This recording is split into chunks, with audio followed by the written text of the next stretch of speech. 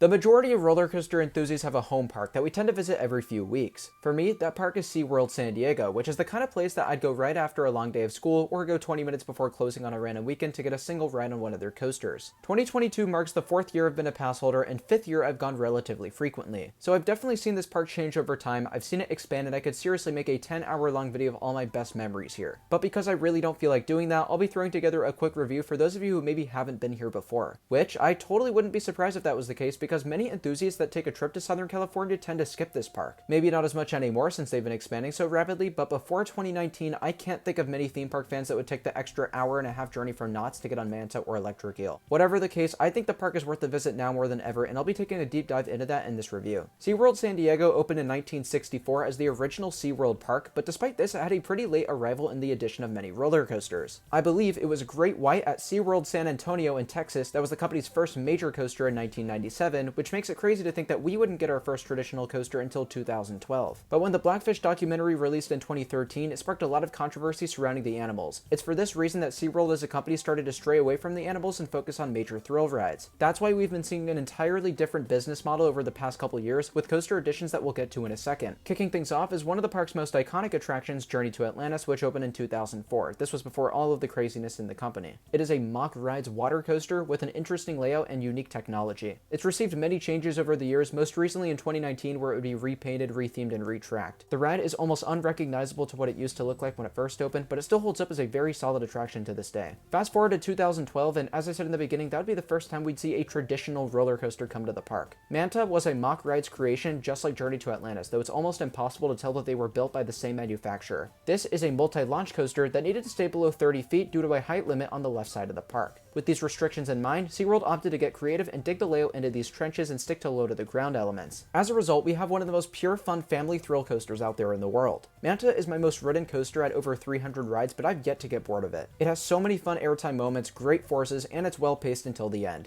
2017 was the year SeaWorld San Diego recognized the future potential of the park. They would now be allowed to build attractions up to 160 feet tall under the condition that they be located on the easternmost section of the park and utilize colors blending in with the sky. This was done so nearby residents wouldn't have an obstructed view of the ocean, which meant SeaWorld once again had limitations to work with. In 2018, they started with Electric Eel, a compact premier ride Skyrocket 2 coaster, which is identical to several other rides around the world. I've had the chance to do all 5 in the United States and have the same opinion each time I ride one, that the forces are too much, the trains are uncomfortable, and that the ride just isn't for me. But I do recognize that these thoughts have developed over time since when I first rode Electric Eel, because I thought it was a great ride originally. For the average person, this will definitely be a highlight attraction at SeaWorld, and I do absolutely admit that it was a good fit for the park. 2019 then brought Tidal Twister, the world's first Skyline Horizon model. This time, the park opted to fill in an empty space on the left side of the park, which meant once again they had to stay below 30 feet. Tidal Twister would feature a super short layout consisting of a turn, small bunny hill, and heartline roll. But if Skyline attractions had a rough reputation before Tidal Twister, this would only damper their stance in the amusement industry. Since opening, this ride has been closed more than it's been open, and I know many ride operators at the park who agree that it was a bad decision to add this in. Luckily, the park's most recent addition, Emperor, would be nothing like that. It was supposed to open in 2020, then 2021 due to the pandemic, and later 2022 for God knows what reason. But at last, it's finally opening on March 12th, and I've had the opportunity to ride it several times on Media Day last month. Let me just say, this is the best ride at SeaWorld San Diego without question now. It stands 153 feet, which when you take into account the size of the train, this basically means that the park made it as tall as they possibly could. SeaWorld is dubbing it the tallest and fastest dive coaster in California, but more impressively, it is now the tallest roller coaster in all of San Diego. It may be a short coaster, but it packs in some great inversions and fantastic pacing. Be sure to head out to the park this month to get your first rides on Emperor, and if you have a season pass, you can actually go and ride it right now. Other than the coasters, there's definitely not too much ride-wise, especially when you consider that the park's removed quite a few over the past few years. An example of this is Wild Arctic, which was a dated simulator ride that closed right before the pandemic, but it's rumored to be replaced with another roller coaster. Submarine Quest was also kind of a dark ride, kind of an interactive ride. Honestly, I'm not too sure since it was closed, so I never got to ride it. So really, today, if you're looking for some non-coaster rides to check out, my best recommendation is Shipwreck Rapids. It's a pretty good intimate raft ride in all fairness. I also have to give credit where credit is due to Bayside Skyride, one of the most scenic sky rides of any park I've been to. Unfortunately though, we no longer have a dark ride and have very limited flat rides. No thrilling ones for that matter. It's to my knowledge that the park is looking into an S&S Scream and Swing in the near future, which would be an absolutely perfect addition to this park. Now, I will say, the reason a lack of thrill rides isn't as much of an issue at this park rather than others is because SeaWorld is able to compensate with their animals. Whether it be a show, an exhibit, an interactive area, they have all sorts of activities for those interested in marine life. Personally, I find animals much more exciting when you see them out in the wild, but I know many people enjoy the zoo-like atmosphere. Some of the exhibits I do tend to enjoy are the shark encounter featuring the iconic shark tunnel, the wild Arctic exhibit with the walruses, and the penguin exhibit, which also contains the only successful emperor penguin breeding facility outside of Antarctica. This also explains the theme of the park's new Emperor coaster. Otherwise, they do have a few shows, which I'll admit I'm not the biggest fan of animal shows. The only time I tend to do these are when I'm with friends or family that have never been to the park. But if I did have to recommend a few, Dolphin Days is pretty good, Sea Lions Live is funny, and I know a lot of people really enjoy the Orca Encounter. But my top recommendations for shows tend to be the ones unrelated to animals, like what they did last year for their Halloween event. They were actually really well done, and I captured a few video clips so you guys can see what I'm talking about. On to the guest experience, I want to talk about 4 things of interest: food, operations, employees, and then general appearance. First and foremost, this park's food is pretty solid, but I want to see them expand their offerings in the future. I believe they are in the process of doing that right now, but before this year, I would always eat at the same 3 places. Shipwreck Reef Cafe is the nicest area to eat in terms of scenery, but the least good food of the top 3 locations. Explorers Cafe has pretty good tacos and bratwurst sometimes, but I know the food varies depending on the time of year. Arguably, my favorite restaurant at the park is Calypso Bay Smokehouse. They have some pretty good barbecue ribs and mac and cheese that I quite enjoy. Now let's talk about operations. This park is very random in this department. Before the COVID closure, I would tell you that they have some very solid ride operations, but since they've reopened from the pandemic, they haven't done the best job. And look, I know it takes time to recuperate, but other parks I've been to post-pandemic have retained their operations very nicely. The last thing I'll mention is employees, and big shout to those of you who work that I personally know because I know a lot of people that are very nice. But many others don't seem very excited to be here. It reminds me a lot of Six Flags Magic Mountain, where sometimes you'll have very excited team members and other times you'll see people that are very uninterested in their job. If somehow the park decided to hire or train employees that are like Disney level enthusiasm, it could make a world of difference at this park. Now the last thing I want to talk about is park appearance, since I figured I'd end things on a high note. SeaWorld San Diego is downright one of the most beautiful theme parks in the country. It's one of those places that I enjoy walking around almost as much as riding things. My favorite sections are the pathways and viewpoints at the very back of the park outlooking Mission Bay. It is such a great place to unwind, and I love that there's rarely any people back there. So all things considered, SeaWorld San Diego is a park I'd recommend you visit if you've never been before. It's not one of those places you have to keep coming back to year after year unless they keep adding big roller coasters, which to be honest is very much of a possibility. In the meantime, this park will be receiving a 7.5 out of 10, which, hey, is pretty solid. I've seen certain qualities get better over the years, I've seen others get worse, but if there's one thing I appreciate about this place, it's that they show no sign of slowing down their expansion plans. Particularly since 2018, they've been adding new attractions left and right, which has compelled me as a pass holder to make many repeat visits. In the future, once we boast another major coaster and a couple thrilling flat rides, I think this park has a shot at an 8 out of 10 score. It's an exciting time to have SeaWorld San Diego as my home park, but with that being said, I'd like to hear with you guys, what do you think of SeaWorld's original theme park? Have you been here before? Do you have plans on visiting in the future? Let me know all of that down in the comment section below. If possible, I'd really appreciate it if you could leave a like and subscribe, as it really helps against the YouTube algorithm. Thank you all so much for watching, and I'll see you in a future video. Bye guys.